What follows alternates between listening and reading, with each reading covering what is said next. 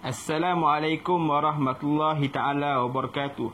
Kumpulan kami akan membicarakan berkenaan akad yang luar dalam kehidupan seharian. Al-warar menurut bahasa diartikan sebagai al-khatar yang bermaksud bahaya, al-khida' iaitu menipu atau memperdaya, dan al-jahlu iaitu tidak mengetahui. Definisi warar menurut mazhab Syafi'i seperti dalam kitab Qalyubi wa Umairah, warar itu adalah apa-apa yang akibatnya tersembunyi dalam pandangan kita dan akibat yang paling mungkin muncul adalah yang paling kita takuti, iaitu satu akad yang akibatnya tersembunyi daripada kita yang mempunyai unsur keraguan. Dengan demikian itu juga warar adalah suatu tindakan yang di dalamnya diperkirakan tidak ada unsur kerelaan. Warar dari segi fikih lagi iaitu penipuan dan tidak mengetahui barang yang dijual beli secara jelas dan mempunyai unsur keraguan dan ketidakpastian terhadap jual beli suatu perkara yang diniagakan. Pembahagian gharar. Gharar terbahagi kepada dua, iaitu gharar yasir dan gharar fahish. Gharar yasir ialah gharar yang dimaafkan, tidak jelas ghararnya, dan gharar ini tidak membatalkan sesuatu akad. Manakala gharar yang kedua iaitu gharar fahish, gharar yang amat nyata, jelas, dan gharar ini membatalkan sesuatu akad. Lain dalam kehidupan seharian juga berkenaan dengan situasi di kedai makan. Sebahagian restoran tidak meletakkan tanda harga pada menu yang telah mereka sediakan. Jadi, pelanggan perlu membuat pesanan terlebih dahulu sebelum mereka mengetahui harga sebenar makanan tersebut. Kesannya, pelanggan akan terkejut dengan bayaran yang dikenakan oleh pihak restoran dan terpaksa membayarnya kerana telah selesai menjamu hidangan tersebut. Bismillahirrahmanirrahim. Jual beli makanan di kedai makan yang tidak meletakkan harga boleh dikategorikan sebagai gharar, yang mana Nabi SAW melarang daripada melakukan urus perniagaan dengan gharar. Namun dalam konteks ini, iaitu jual beli makanan di kedai makan yang tidak meletakkan harga, tahap ghararnya berkurangan disebabkan pelanggan berhak bertanya kepada penjual tentang harga tersebut sebelum membuat tempahan.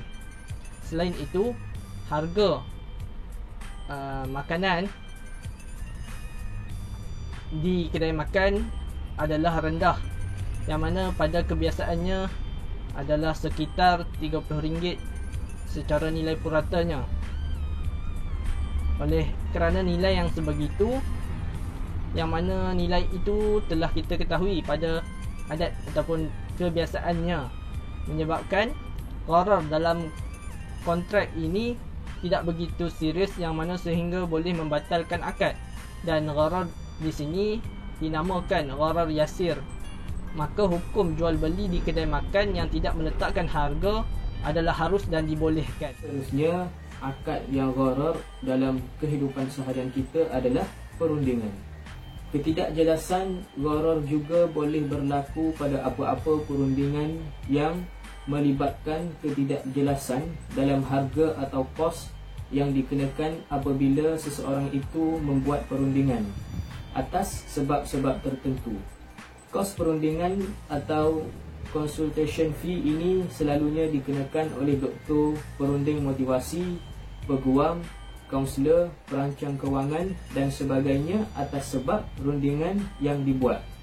Sebagai contoh, jika berjumpa dengan seorang doktor untuk tujuan rundingan atau temu janji, harga atau kos rundingan itu selalunya diberitahu selepas selesai membuat perundingan.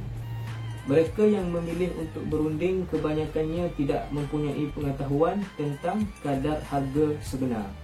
Ini boleh menyebabkan pelanggan rasa tertipu jika harganya adalah di luar jangkaan pelanggan tersebut, kerana tidak dimaklumi pada peringkat awal. Antaranya melibatkan kos rundingan maupun kos ubat-ubatan. Sewajarnya pelanggan diberitahu lebih awal supaya pelanggan mempunyai pilihan untuk meneruskan transaksi atau kontrak berunding atau membatalkan hasrat mereka lebih awal. Jika kita melihat kepada contoh yang diberikan, iaitu berkenaan contoh konsultasi doktor, situasi tersebut sebenarnya adalah syubhah, boleh membawa kepada gharar fahish yang boleh menyebabkan rosaknya akad tersebut. Namun situasi tersebut diterima oleh masyarakat dan mereka tidak sedar berlakunya gharar tersebut. Namun sekalipun demikian, perkara tersebut mestilah diperbaiki. Cara-cara ataupun cadangan untuk memperbaiki situasi tersebut adalah di mana seorang pelanggan itu mestilah dimaklumi ataupun diberitahu pada awal sebelum berlakunya konsultasi tersebut.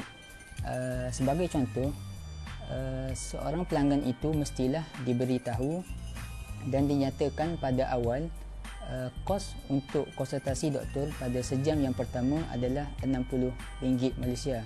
Dengan ini, gharar itu boleh dielakkan dan kos yang diminta oleh pihak doktor adalah patuh syariah.